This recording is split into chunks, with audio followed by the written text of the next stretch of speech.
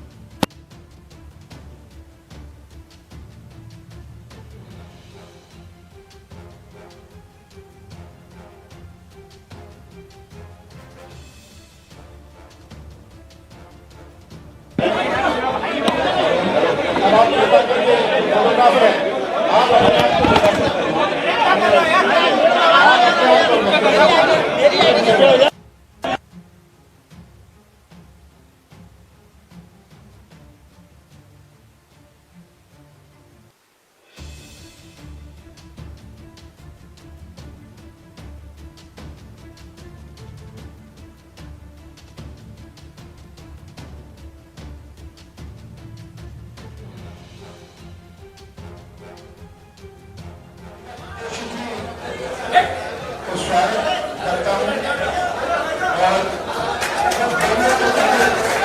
और से निवेदन करता हूँ आप सबको संबोधन करें।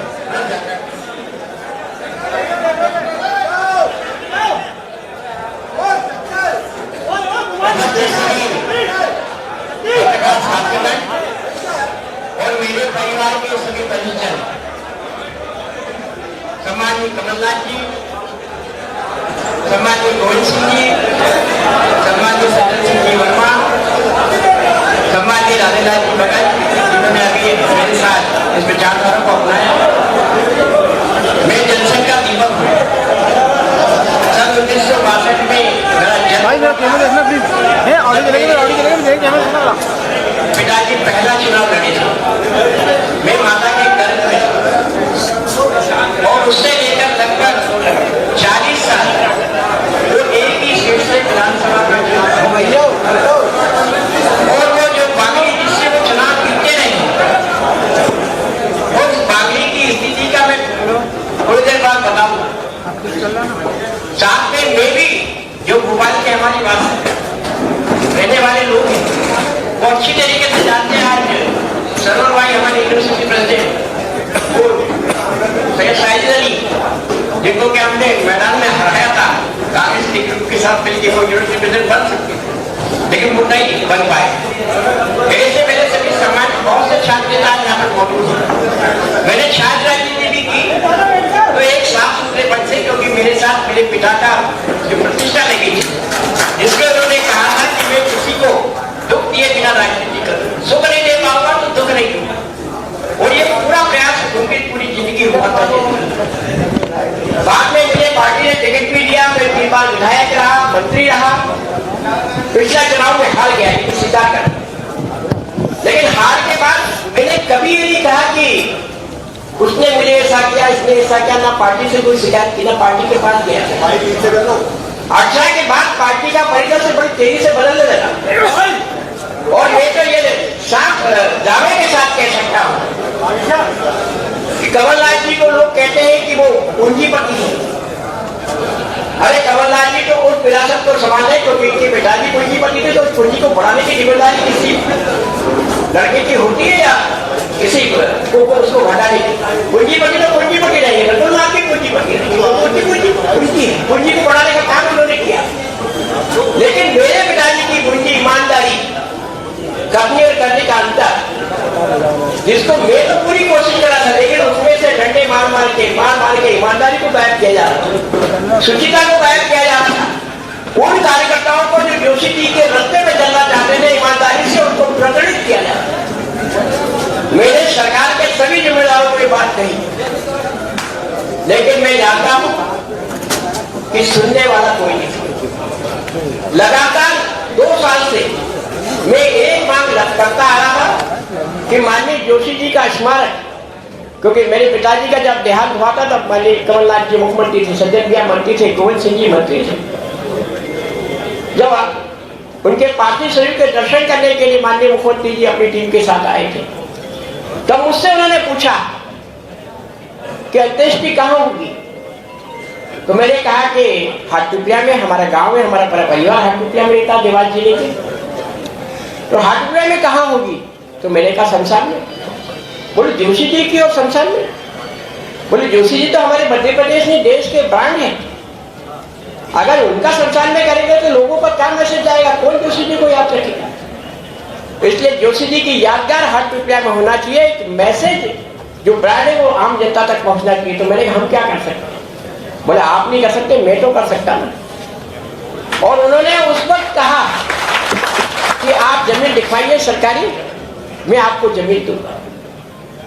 सज्जन भैया, सम्मानीय आरिफ अकील जी, पीसी शर्मा जी, गोविंद सिंह जी लगातार मेरे संपर्क में रहे और 4 घंटे के अंदर हाटपिपलिया में बहुत बेशकीमती जमीन 80,000 स्क्वायर फीट हमने बताई कि ये जमीन है। कलेक्टर के माध्यम से माननीय मुख्यमंत्री जी तक मैसेज गया। कमलनाथ जी पर जैसे ही मैसेज गया 3 मिनट के अंदर उस जमीन के आवंटन को बादशाह पे दे दिया, 3 मिनट में। और कमलनाथ जी ने कहा कि कहाँ कोई दिक्कत हो तो मुझे बता। पिताजी के जाने के बाद माननीय मुख्यमंत्री जी तो है ही, लेकिन दिग्विजय सिंह जी, अरुण भैया, क्योंकि वो बागी से सांसद रहे, अरुण यादव जी, राहुल भैया, उनका हमारा भले ही एक मामले में मतभेद रहा हो, लेकिन हमेशा हालचाल पूछते रहे। गोविंद सिंह जी का फोन आता था, लेकिन भाजपा वाले किसी का फोन नहीं आता था, वो लगता हमको भूल गए थे। मेरी पत्नी कोरोना से पीड़ित हुई, कल उसकी पुण्यतिथि थी, और आपको पता है कोरोना में कैसा माहौल था। हमको कहा गया कि तत्काल इनको इंदौर के किसी बड़े अस्पताल में भर्ती करवाओ, लेकिन कलेक्टर देवास को और प्रशासन को यह आदेश दिया गया था कि दीपक जोशी अगर कोई बात करे तो उसे सुनना नहीं। ये माननीय शिवराज सिंह चौहान के निर्देश थे, उस निर्देश के कारण मेरी पत्नी को एम्बुलेंस नहीं मिली और आज वो मेरा साथ छोड़ के चली गई।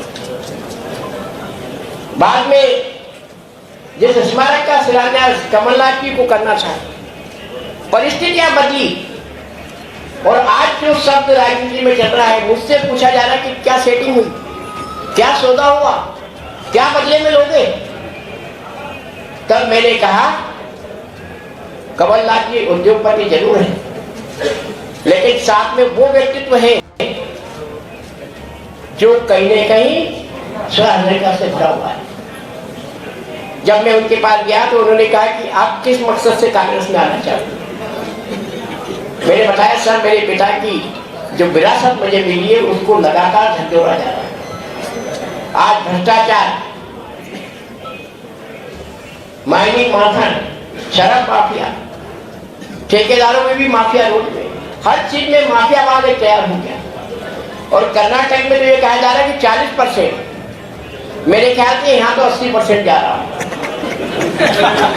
जो स्थिति आज प्रदेश की है उससे मैं ये कहने पे कहीं नहीं हूँ। लेकिन मेरे पिताजी का स्मारक नहीं बना तो मैं 3-4 बार वी.डी. शर्मा जी पास, मुख्यमंत्री जी पास गया, 2 साल से लगातार गुहार लगा रहा हूँ। आप अपनी टीम भेज के देख सकते हैं कि वो बना।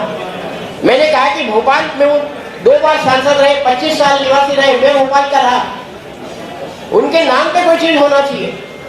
आज तक भोपाल में जोशी जी के नाम से कोई चीज नहीं। देवास जिसका सबसे बड़ा जिला अस्पताल जोशी जी के अनशन के कारण बना था, आज देवास में भी उनका कोई नाम। और तो और हाटपिपलिया जहां उनका जन्म हुआ, वो ITI की बिल्डिंग मेरे मंत्री दुकान बनी, उसका नाम जोशी जी के नाम करने से उनको गुरेज हो गया, क्योंकि विधायक नाराज हो जाएगा।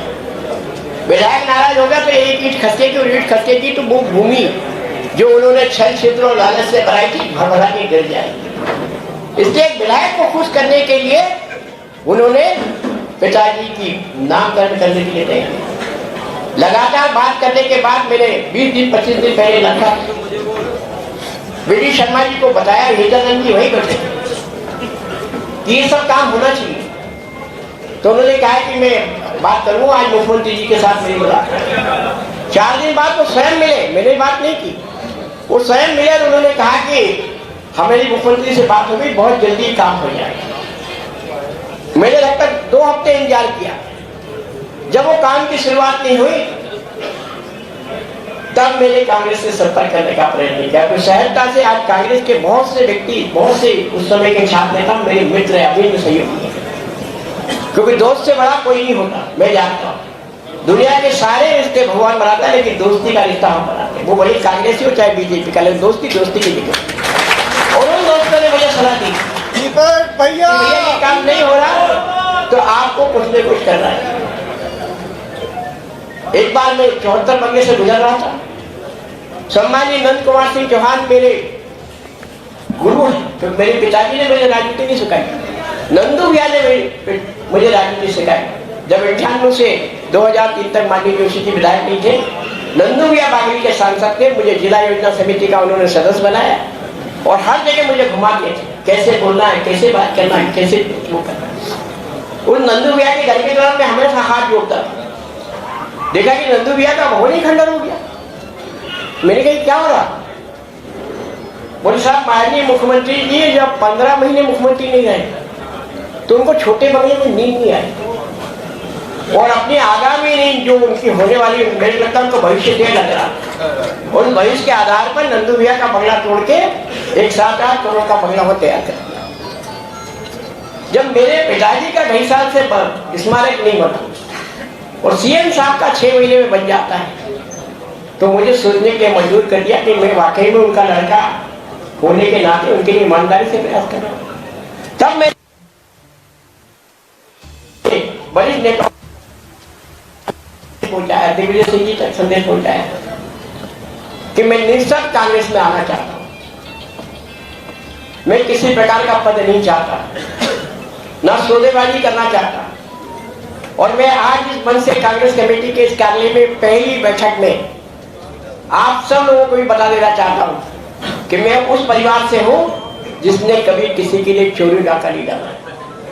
मेरे पिताजी को जब 98 में, आपको याद होगा, उमा भारती जी को टिकट दिया गया था।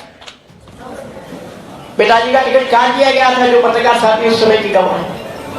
जोशी जी को कहा गया था कि आप खंडवा से चुनाव लड़ लो। जोशी जी ने यह कह के कि नंद कुमार की उम्र क्या है, उसकी सीट क्यों थी। बाद में राज्यसभा में जरूर गए।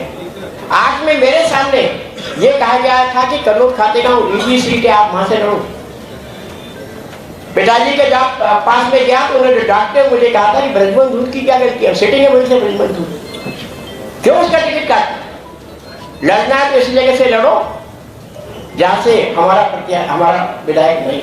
मुझे हाथ का सीट दी गई थी। और आज भी इस मंच से सम्मानीय कमलनाथ जी, गोविंद सिंह जी, सज्जन भैया, इन सब के सामने मैं अपनी स्थिति स्पष्ट कर दूं कि आगामी चुनाव में मैं कांग्रेस की तरफ से उस सीट पर जहां कांग्रेस का नौजवान कार्यकर्ता, कांग्रेस का कार्यकर्ता 4 साल से 4.5 साल से मेहनत करता, कांग्रेस के झंडे उठा रहा, उसकी सीट को मैं चोरी करूं, उसकी सीट को मैं डाका डालूं।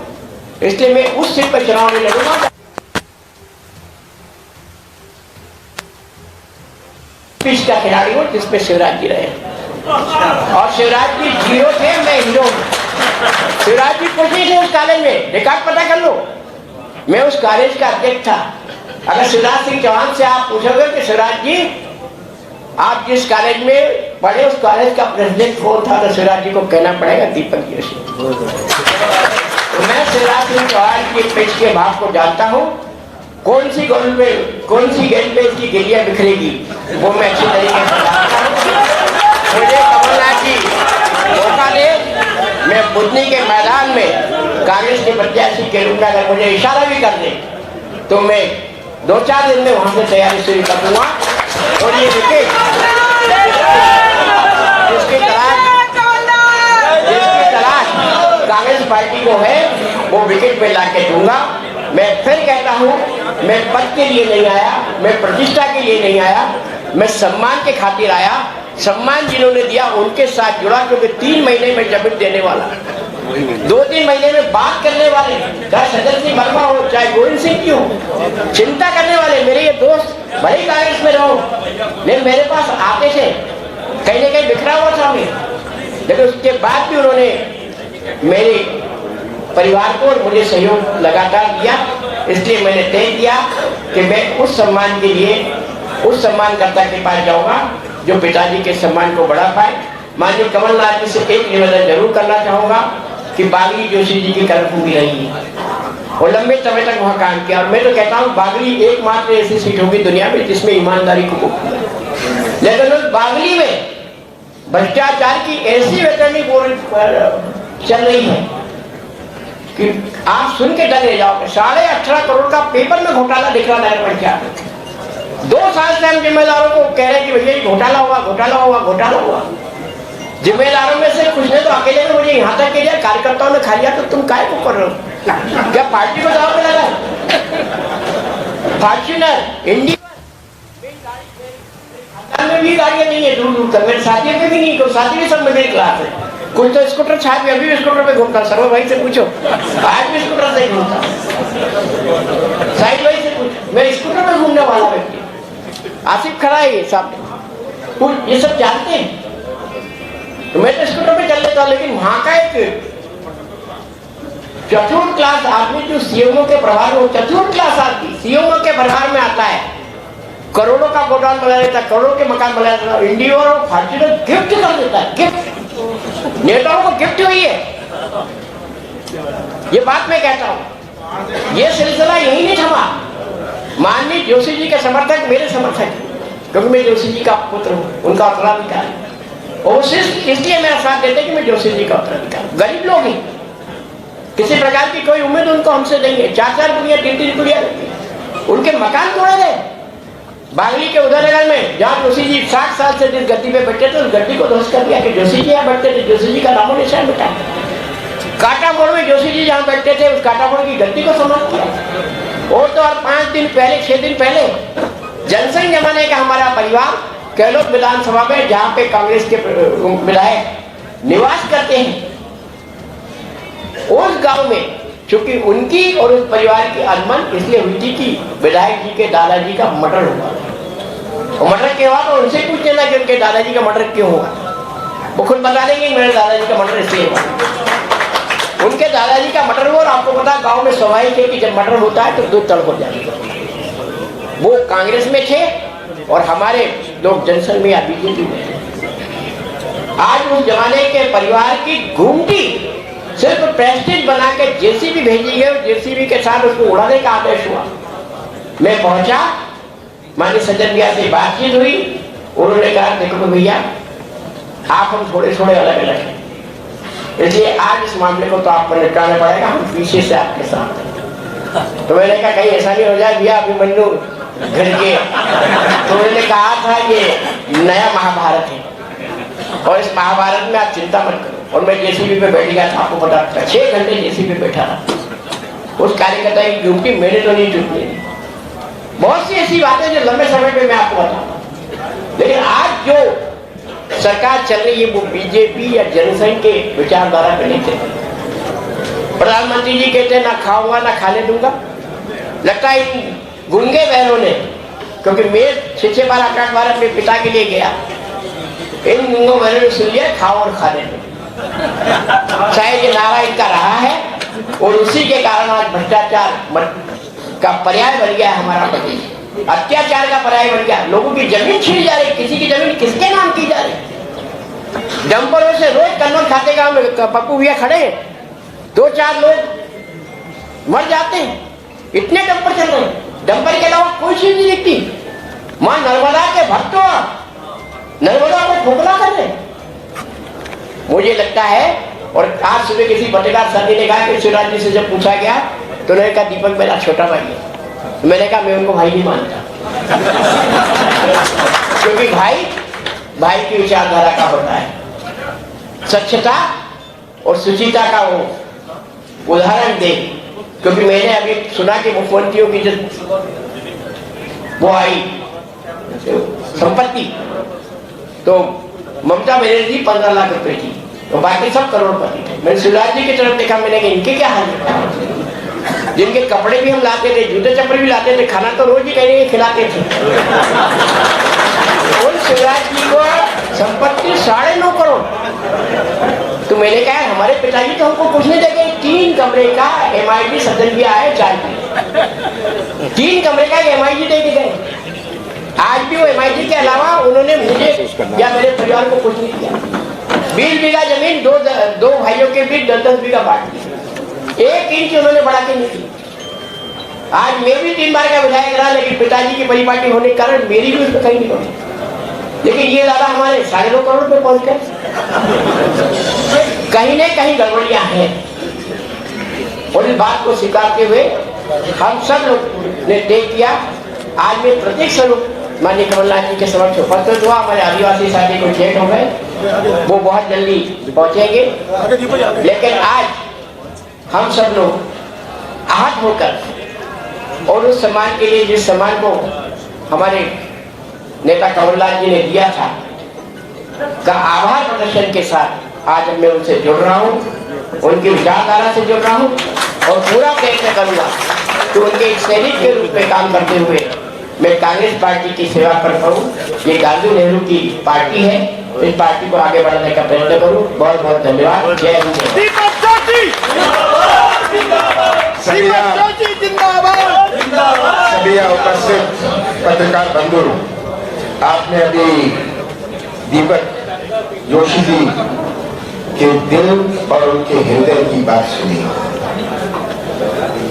मैं ये उम्मीद करता हूं कि आप में वो हिम्मत हो कि आप इनकी पूरी बात दिखाएं।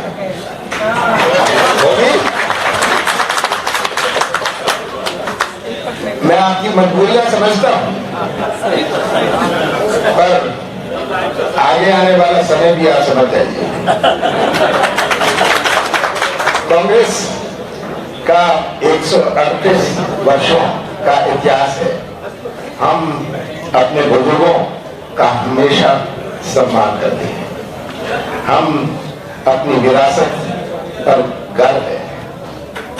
आज एक संस्कारवान परिवार का वारिस अपनी विरासत के साथ यह विरासत को मध्य प्रदेश के राजनीतिक संत, मैं खास करके कह रहा हूँ राजनीतिक संत कैलाश जोशी जी की विरासत है, वो हमें उनका सम्मान करते हैं। मुझे ज्यादा कुछ कहने की जरूरत नहीं। आपको ताज्जुब होगा सुनने कि केवल 3 दिन पहले मैंने दीपक जोशी जी से फोन पर बात करी। उसके पहले मैंने उनसे फोन पर कोई बात कांग्रेस में प्रवेश करने की नहीं थी, ना इन्होंने करी ना मैंने करी। ये बात सच है।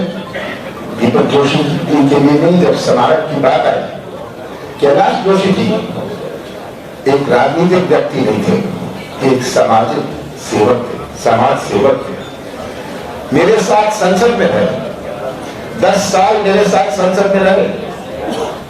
मैं उनके साथ बैठ के चाय कॉफी सेंट्रल हॉल में पीता था, और मुझे ताज्जुब होता था कि ऐसे व्यक्ति, राजनीतिक व्यक्ति, ये राजनीति में कैसे है? इनकी जो समाज सेवा की भावनाएं थी, उन्होंने उस दिन मुझे प्रेरित किया। बहुत दफे हम बैठते थे सेंट्रल हॉल में। तो जब कैलाश जोशी जी के स्मारक की बात आई, ये दीपक जोशी जी के लिए मैंने कुछ नहीं किया।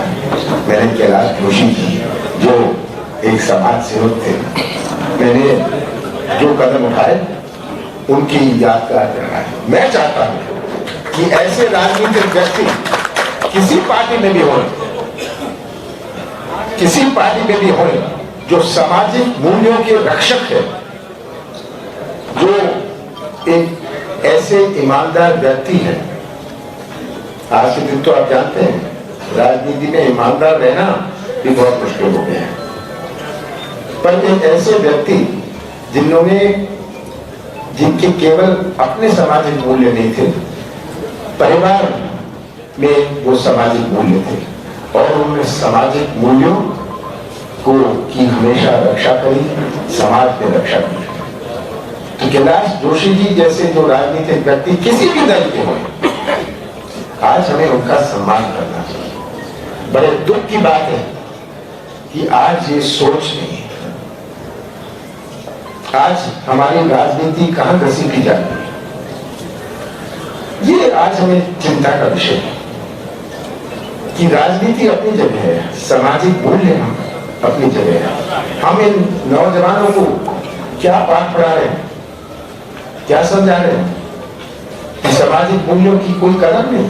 अपना देश बसा हुआ है सामाजिक मूल्यों में। ऐसा कोई देश नहीं है विश्व में जिसके इतने सामाजिक मूल्य हो। देख लीजिए कहीं भी आसपास, देख लीजिए विदेश की तरफ कोई देश देख लीजिए, कोई सामाजिक मूल्य जो भारत के है वो नहीं। तो आज का दिन कांग्रेस के लिए ऐतिहासिक नहीं है, पर राजनीति के लिए ऐतिहासिक है। राजनीति के लिए ऐतिहासिक है कि एक व्यक्ति जिसके परिवार ने अपना पूरा जीवन एक पार्टी, एक संस्था को समर्पित किया, उन्होंने आज ये कांग्रेस का साथ नहीं दे रहे, ये सच्चाई का साथ दे रहे, ये सच्चाई का साथ दे रहे। और ऐसे सच्चाई का साथ देने वाले हमारे प्रदेश में और भी लोग हुए, मैं उन्हें आमंत्रित करता हूं कि सच्चाई का साथ देने वाले लोग हुए। हम कैसा प्रदेश आगे आने वाली पीढ़ियों को सौंपना चाहते हैं।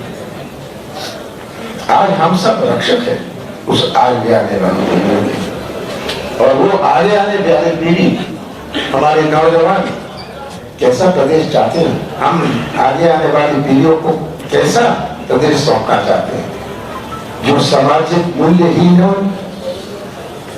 ये भारत है, ये हमें समझना है। और आज जो मैंने कहा कि ये कांग्रेस के लिए ऐतिहासिक दिन नहीं है, ये राजनीति मूल्यों के लिए, सामाजिक मूल्यों के लिए ऐतिहासिक दिन है। मैं स्वागत करता हूं अपने भाई का, और मुझे पूरी उम्मीद है कि ये संदेश, इन मूल्यों का संदेश, इंसाफ का संदेश ये पूरे प्रदेश में ये मिल जाए। मैं स्वागत करता हूं अपने राधेलाल बघेल जी जो पूर्व विधायक रहे हैं सेवड़ा से, ये भी कांग्रेस ज्वाइन कर रहे हैं। ये आज इन्होंने भी सच्चाई दिखाई, और सच्चाई इन्होंने कहा मैं कोई टिकट नहीं चाहता। जब मुझे मिले थे मैं कोई टिकट नहीं चाहता। मुझे दीपक भाई ने कहा मैं कोई टिकट नहीं चाहता, तो मुझे ताज्जुब हुआ कि बहुत सारे, मुझे कोई संकोच नहीं है कहने में, बहुत सारे मिलते हैं, बात करते हैं, जो कहते हैं कांग्रेस में हम आते हैं पर टिकट चाहिए। मैं कहता हूँ टिकट मैं नहीं कहा आपको आश्वासन दे सकता, टिकट मेरे स्थानीय लोग देंगे, और अगर स्थानीय लोग चाहें आपको टिकट मिलेगा, नहीं तो आपको नहीं मिलेगा। आपको आना है, आइए, नहीं आना चाहिए,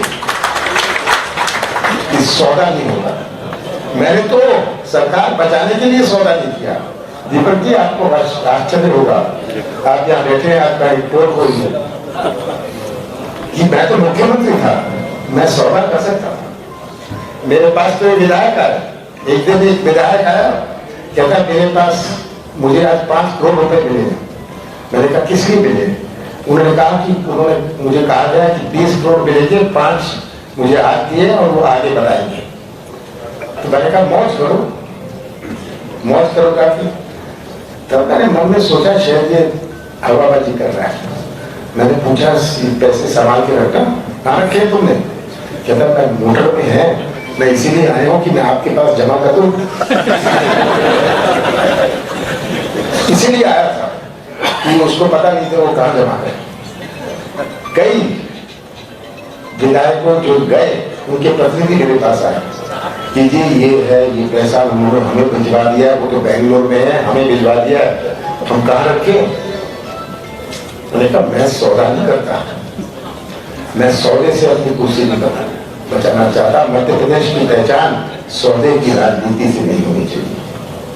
वो पहचान जो मध्य प्रदेश की मैं चाहता हूँ वो विश्वास की, एक सम्मान की पहचान हो, ये मैं चाहता हूँ। तो मैं सौदा कर सकता था अपनी कुर्सी बचाने, पर कुर्सी बचाने के लिए मैं मध्य प्रदेश के भविष्य के साथ खिलवाड़ नहीं कर सकता। ये आज मैंने कहा कि ये भी बात बता दूं। तो दीपक जी, आप की क्या उम्मीदें हैं मैं नहीं जानता, पर मैं ये जानता हूं हमारी क्या उम्मीद है। हमारी उम्मीद है कि आप जैसे और आपके परिवार जैसा हमसे जुड़े, आप ये संदेश पूरे प्रदेश में कराएंगे, ये संदेश आप ले जाएंगे। आप कहेंगे तो मैं पद यात्रा कर दूंगा। और सबको सब तक ये बात पहुंचाएंगे, ये हमारी उम्मीद है आज। और आपका केवल हम स्वागत नहीं करते, आपके और आपके परिवार सदस्यों का हम सम्मान करते हैं। हम राधेलाल बघेल का भी सम्मान करते हैं कि इन्होंने ऐसा फैसला किया। मुझे फैसला करना है क्या? देखिए, ये जो फैसला हम करेंगे प्रदेश के हित में करेंगे। ये एक बात बता दूं, मैं सबसे कहता हूँ जो टिकट आती होते, ये तो टिकट आती नहीं है। अगर इनको कहीं से लड़ाना है मुझे दबा के इनको लड़ना पड़ेगा। तो ये फैसला हमारे स्थानीय लोग करें। ये जो परंपरा है कि इसकी सिफारिश उसकी सिफारिश, इसका दबाव, हाँ, ये सब जानते हैं कि मुझे कोई दबाने वाला या पटाने वाला नहीं है। हम वो करेंगे जो मध्य प्रदेश के हित में हो। आप सबका बहुत बहुत धन्यवाद।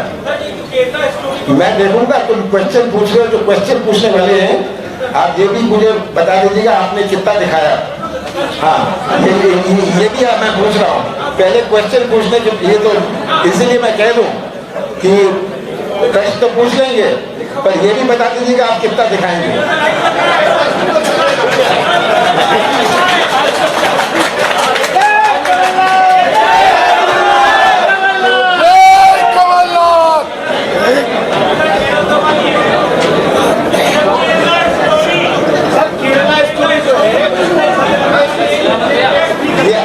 बात नहीं करती, आज हम राजनीतिक बात नहीं करते।